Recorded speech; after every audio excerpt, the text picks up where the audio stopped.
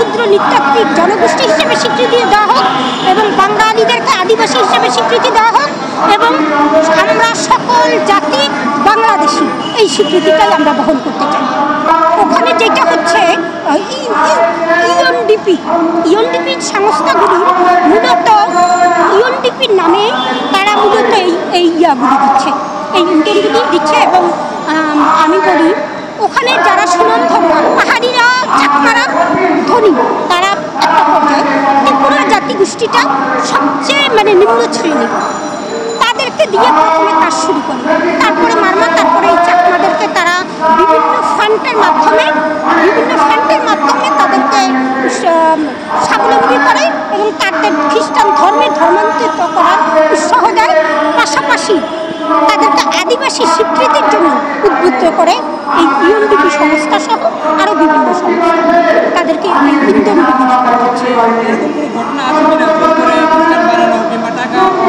জোর করে না, তারা জোর করা হয়নি, বাট তাদেরকে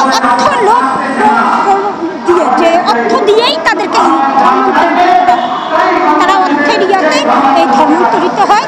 এবং বিভিন্ন জায়গায় দেখবেন তারা যেই ধর্মকেন্দ্রগুলি ভাবনা কেন্দ্রগুলি করেছেন, আমার জানা নাই পৃথিবীর কোনো গ্রন্থে লেখা আছে কিনা যে 1 একর জমির মধ্যে ধর্মকেন্দ্র করা হয়।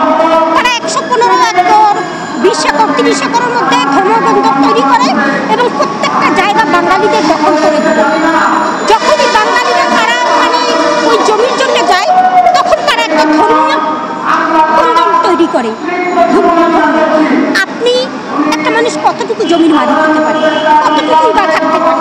আপনি আপনার বাপদাদার ভিটা দখল করছে তারা, আপনি উদ্ধারে যেতেই পারেন, কিন্তু এটাকে তারা একসময় ধর্মীয় ইস্যু করে এবং এই বিভিন্ন সময় এই ধর্মীয় ইস্যুগুলি করে।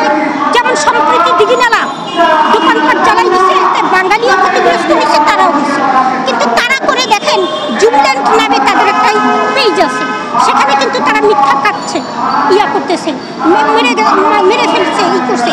কিন্তু তারা দেখেন আমাদের নিরীহ ছেলেদেরকেও মারছে, নিরীহ মানুষদেরকেও মারছে, নিরীহ ইয়াদের ঘর বাড়ি তারাও জ্বালাই দিচ্ছে, লুটপাট। আপনি দেখেন পৃথিবীর ইতিহাসে আছে কিনা প্রত্যেকটা জায়গায় তারা একটা চাঁদা নিচ্ছে। আপনি চাঁদা নিয়ে মুখ খুলবেন তার ইয়া নাই, কারণ ওখানে লেখা আছে মানবতাই পরম ধর্ম। চাঁদার রসিদটা আছে মানবতাই পরম ধর্ম এবং আপনাকে দিতে হচ্ছে, না হলে আপনাকে কিডন্যাপ করছে, জেএসএস আপনাকে কিডন্যাপ করছে, পিটি গ্রুপ কিডন্যাপ করছে, UPDF 2 group, JSS 2 group, PT group 2 group, প্রত্যেক গ্রুপেই আমাকে দিচ্ছে। আমি বাইক চালাইতেছি আমাকে ট্যাক্স দিতে হচ্ছে, আমি গাড়ি চালাচ্ছি আমাকে দিতে। ওষুধ কোম্পানির ওষুধ পর্যন্ত বন্ধ করে দিয়েছে পাহাড়ে, তারা ট্যাক্স চাঁদা দেয়নি, পরবর্তীতে আবার চাঁদা দিবে, চাঁদা না দিলেই অপহরণ করছে। আমরা কিন্তু প্রতিনিয়ত অপহরণ হচ্ছি, চাকরির ক্ষেত্রে বলেন, শিক্ষার ক্ষেত্রে বলেন, সকল ক্ষেত্রে সেখানে বৈষম্য রাখা হচ্ছে। আমরা এই বৈষম্যগুলি চাই না, আমরা চাই বৈষম্য মুক্ত পার্বত্য চট্টগ্রাম।